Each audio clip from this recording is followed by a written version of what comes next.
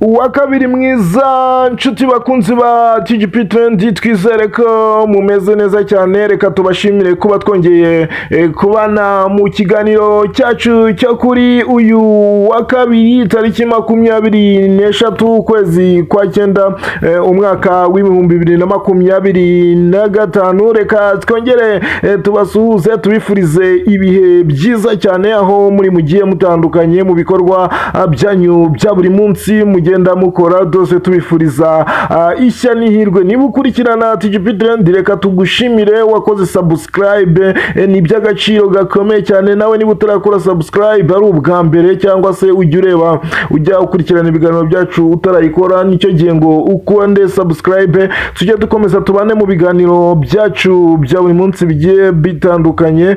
Rwose tujye dukomeza tugende, nta handi wakura amakuru y'imikino abashyushye usibye ahangaha kuri TGP Trend. Mugiye kubana nanjye Ivus kuri uyu wa kabiri, tugenda tureba byinshi cyane biri kugenda bivugwa mu isi ya siporo mu buryo bw'incamake, ariko tugenda tunasesenguramo gake gake. Ugomba kumenya byinshi biba biri kuvugwa muri siporo. Turahera hano mu Rwanda. Murabizi Kigali irimo irahumeka amagare cyane kurusha isi yose irimo irahanza amaso i Nyarugenge. Nta handi isi yose abakunzi b'amagare, abakunzi b'igare ndetse n'abandi bakunzi b'indi mikino yose, u Rwanda nta kindi kiri kuri grafike ku isi yose usibye mu Rwanda. Umujyi wa Kigali wakiriye shampiyona y'isi yo gusiganwa ku magare ku nshuro yayo y'104 irimo irakinwa mu mateka yayo.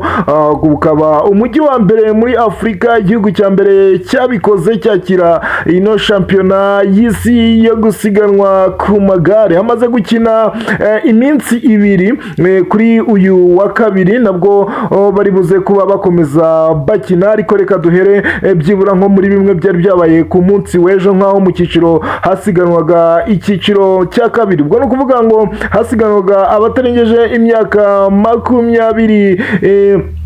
23 nibo basiganwaga ku munsi w'ejo. Rwose basiganwaga mu batarengeje imyaka 23, naho mu cyiciro cy'abagore nibo babanje gukina rwose ku isaha y'isa 4:54 bari bahagurutse. Umunyarwandakazi rwose niwe wahagurutse, Nyirarukundo Claudette niwe wahagurutse mbere y'abandi bose, ariwe waje kuba ahaguruka mbere y'abandi bose ku munsi w'ejo. Byari saa 4:54 agurukira muri BK Arena. Imihanda abafana ni benshi cyane muri Kigali, baruzuye ku mihanda rwose, nubwo amasaha ya mu gitondo babonaga yuko batari benshi cyane, ariko ku masaha y'umugoroba ubwo hakinwaga icyiciro cy'abagabo abantu bari benshi cyane. Gusa icyo wamenya ku munsi w'ejo, bimwe mu byaranze umunsi w'ejo, abafana bari benshi ku mihanda, ariko iri siganwa shampiyona de monde cyangwa shampiyona y'isi yo gusiganwa ku magare UCI wa champion 2025 mu cyiciro cy'abatangiye imyaka 23 mu bakobwa, cyegukanywe n'umwongereza Zoe Basket. niwe wegukanye iki cyiciro cy'abakobwa batangiye imyaka 25, naho birukankaga intera ingana na kilometero 20 n'ibice bitandatu, bahagurukira kuri hariya kuri BK Arena bajya Kimironko, bagaruka banyura za Sonatibe bajya Gahanga, bagakata berekeza mu Kanogo, bazamuka ku Muvunyi kwa Minyone, bagasoreza kuri Kigali Convention Center cyangwa kuri KCC, niho basorezaga ku ntera ya kilometero 20 n'ibice bitandatu. Uyu mwongereza rero Zoe Basket yaje kuba akoresha iminota 30 amasegonda 56 n'ibyijana 16, aza kuba ariwe wegukana umudari wa zahabu mu cyiciro cy'abakobwa yanikiriye abandi bose.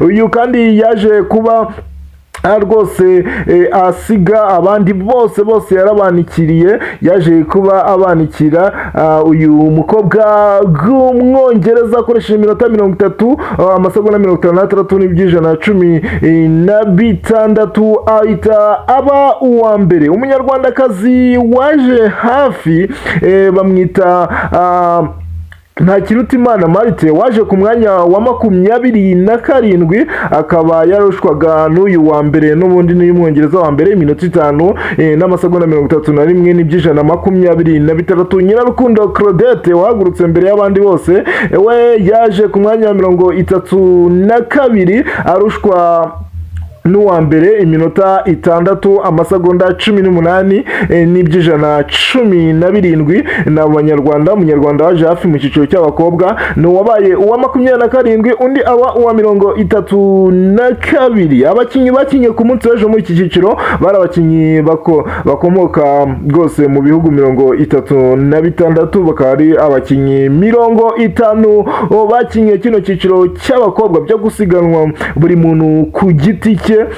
Rwose ku munsi w'ejo mwarabibonye ko bagendaga bazenguruka saa 7 rwose n'iminota nka 15 nibwo umuhungu wa mbere mu batanye imyaka 23 yahagurukaga kuri Bike Arena. Yaje guhaguruka kuri Bike Arena rwose hariya i Remera nibwo yaje kuba ahaguruka bamwita niyo nkuru Samuel niwe waje kuba Twizere Etienne niwe wahagurutse bwa mbere ko niwe wabimburiye iki cyiciro cy'abagabo batarengeje imyaka 23. Bagendaga intera ya kilometero 31 n'ibice 2 niho bagendaga ni ibirometero bagendaga n'ubundi bakoreshaga wa muhanda wo kuva kuri Bike Arena bajya Kimironko bagaruka za Sonatibe bazamuka za Gahanga bagaruka bakatira mu mujyi bamanuka mu Kanogo berekeza bazamuka kuri ku Muvunyi kwa Minyone berekeza kuri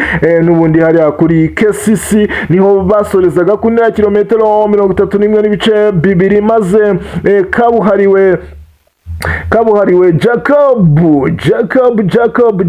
n'umunya Suède Jacob de Vokiste niwe waje kuba yegukana aka gace niwe waje kuba yegukana umudari wa zahabu muri iki cyiciro cy'abagabo rwose akoresheje nyuma yo gukoresha iminota 38 amasegonda 28 rwose niwe waje kuba yegukana umunya Suède Jacob Sodevex niwe waje kuba yegukana kino cyiciro. Yarushije Nathan Pingoli wo muri Nouvelle Zelande umunota n'amasegonda 3 naho andi wabaye wa gatatu ni umufaransa Maxime de Gomble aba uwa gatatu arushwa umunota n'amasegonda 4 nuko byaje kuba bigenda. Umunyarwanda waje hafi ni niyo nkuru Samuel wabaye wa 29 aho yasizwe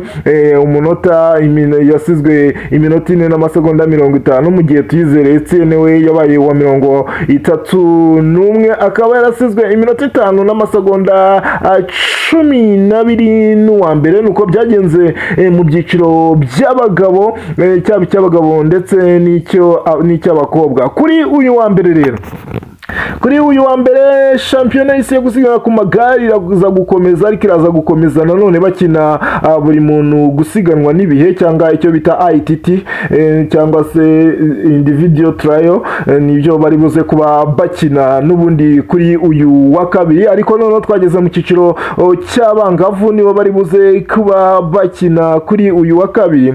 Kuri uyu wa kabiri rero haraza gukina icyiciro cy'abatarengeje imyaka 19 ubwo no kuvuga ngo ni imyaka 19 gusubira hasi nibo bari buze kuza kuba bakina nkuko biba byarateganyijwe. Abangavu baraza kuba bakina rwose kune yaba mu cyiciro cy'abahungu ndetse n'icyiciro cy'abakobwa. Bari bwitabire isiganwa uyu munsi asiganwa 132 no kuvuga ngo ni ingimbi n'abangavu. Ingimbi ubwo n'abahungu bari buze kuba ari 85 mu gihe abakobwa abangavu bari buze kuba ari 47. baraza gukina gute? Abangavu bari buze gutangira ku isaha y'isa 5:06 ku ntera y'ibirometero 18 n'ubundi baraza kuba bakina ku ntera y'ibirometero 18 baguruka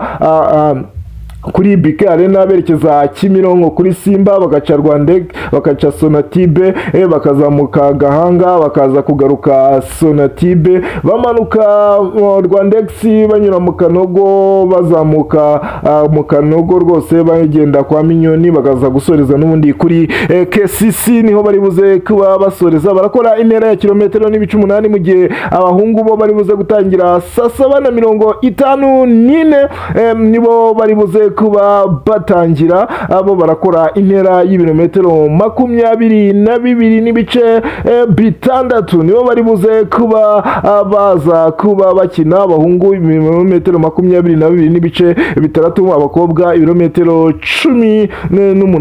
Mu Rwanda ruhagarirwa na Yvonne Masengesho, ariwe uri buze no kubimburira abandi mu kanya ku isaha y'isa 5:6 nibo bari minota 6 nibwo bari buze kuba ahagurutse. Uyu nguyu Yvonne Masengesho uhagarariye n'ubundi u Rwanda mu ngimbi n'abangavu. U Rwanda ruhagarikwa na Byusa Patrick, ni uri buze kuba ahaguruka ku isaha y'isa 7:54 nibwo ari buze kuba ahaguruka. Ubwo abantu nukuza kwerekeza ku mihanda, nibyo birimo biravugwa muri shampiyona y'isi yo gusiganwa ku magare. Umunsi nabwo baraza kuba basiganwa buri muntu nikiye ku giti cye, ariko kuba atarengeje imyaka 19 nuko bimeze muri ino shampiyona y'isi yo gusiganwa ku magare ikomeje kubera hano i Kigali mu Rwanda. Reka rero tuva muri shampiyona y'isi yo gusiganwa ku magare tuhite twerekeza ku mugabane w'Iburayi, naho turi buze kwitsaho gatoya. Harakomezaga ku mugoroba hariya mu gihugu cy'Ubufaransa i Paris mu gihugu cy'Ubufaransa. Ku mugoroba washize byari ibirori muri Charité de Coeur, niho bari barimo barakorera ibirori byo gutanga Ballon d'Or ku nshuro ya 69 yari irimo iragenda itangwa mu mateka yayo, maze umufaransa w'imyaka 28 rwose Ousmane Dembele, umufaransa ukina ikipe ya Paris Saint-Germain, aza kwegukana Ballon d'Or 2025. Indabo zibize Ousmane Dembele nyuma yo kwitwara neza mu mwaka ushize w'imikino 2025, 2024-2025 yaje kwegukana Ballon d'Or yatangwaga ku nshuro yayo ya 69 mu mateka yayo. N'ibirori byabereye kuri Traite de Charité i Paris mu gihugu cy'Ubufaransa. Ni igihembo gitangwa na France Football gifatanyije na UEFA. Ni igihembo gihabwa umukinnyi uba warahize abandi bose mu mwaka w'imikino ku isi, ubwo no kuvuga byaba muri club ye, uburyo bwo ku giti cye, imyitwarire nyuma y'ikibuga, ni ibintu byinshi bagenda bakombina bagahereza umukinnyi witwaye neza mu mwaka w'imikino. Ni igihembo kiruta ibindi byose gihabwa umuntu ku giti cye. Ballon d'Or umwaka ushize yari ibitswe n'umunya Espagne Rodrigo, niwe wari uyibitse, ariko kuri iyi nshuro umufaransa Ousmane Dembele ufite papa w'umunyemali na mama we w'umunyamauritania, niwe waje, ariko ufite ubwene gihugu bw'Ubufaransa, niwe waje kuba yegukana Ballon d'Or 2025. Ousmane Dembele umwaka ushize w'imikino yabashije kuba atsinda ibitego bigera kuri 38, atanga imipira 17 yavuyemo ibitego. Yafatanyije n'ikipe ya Paris Saint-Germain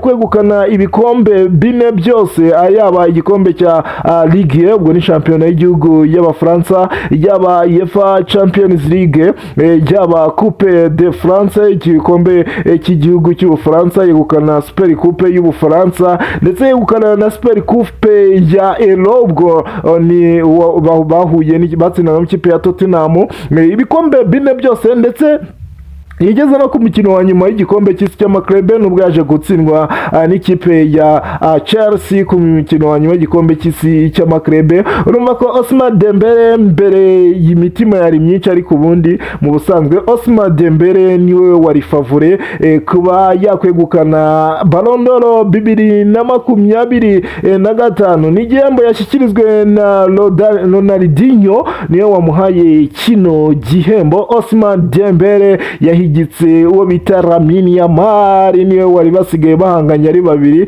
Imitima yari ikomeye cyane, imitima yari imeze nabi cyane, abantu bahangayitse ku buryo buhambaye. Ousmane Dembele umufaransa rwose yegukana Ballon d'Or 2025 rwose nyuma yuko yavukiye ari merveille nyuma muri tariki rwose ya 15 Gicurasi rwose nibwo yavukaga uyu mugabo ufite inkomankomoko. Yavutse tariki ya 15 Gicurasi mu 1997, yavukira mu burengerazuba bw'Ubufaransa mu ntara ya Eru mu gihugu cy'Ubufaransa, n'ubundi muri Venilo niho uyu mugabo yaje kuba avukira. Yakinye mu ikipe ya Rennes, niho yakuriye, aza kwerekeza muri Borussia Dortmund, aza kwerekeza mu ikipe ya FC Barcelona, yaje kuvamo 2023 n'ubundi yerekeza mu ikipe ya Paris Saint-Germain, ari naho aje kubonera kino gihembo cya Ballon d'Or 2025 nyuma yo kuza gukora amateka ahambaye mu mwaka ushize. Ousmane Dembele wagiye ugira ibibazo by'imvune bikomeye cyane, imyitwarire itari myiza kugeza naho FC Barcelona imwirukanye, ubundi agasubira mu kipe ya Paris Saint-Germain. Ousmane Dembele akoze amateka ibyo abenshi batatekerezaga. Ousmane Dembele rwose yakoze ibintu bihambaye cyane, yegukana Ballon d'Or 2025. Usibye Ousmane Dembele ubwo ngubwo, usibye Ousmane Dembele ariko abandi bakinyi, Lamine Yamal yabaye uwa kabiri, niyo wabaye uwa kabiri. Vitinha akinira ikipe ya Paris Saint-Germain nawe yabaye uwa gatatu, mu gihe Mohamed Salah yabaye uwa kane. Rafinha wahabwaga amahirwe yabaye uwa gatanu, mu gihe Achraf Hakimi gukina Paris Saint-Germain n'ubundi yabaye uwa gatandatu. Kylian Mbappe, uyu Achraf Hakimi ni umunyamaroke, Kylian Mbappe nawe yabaye uwa karindwi. Cole Palmer wa Chelsea yabaye uwa munani. Gigi Donnarumma n'ubundi ni wabaye uwa cyenda, mu gihe Nuno Mendes yabaye uwa 10. Rwose nabo bakinyi 10 baje kuba baza imbere y'abandi bose, nka Vinicius yabaye wa 16, ni Rwanda yabaye wa 17, Scott McTominay yabaye wa 18. nuko byagiye bigenda muri Ballon d'Or.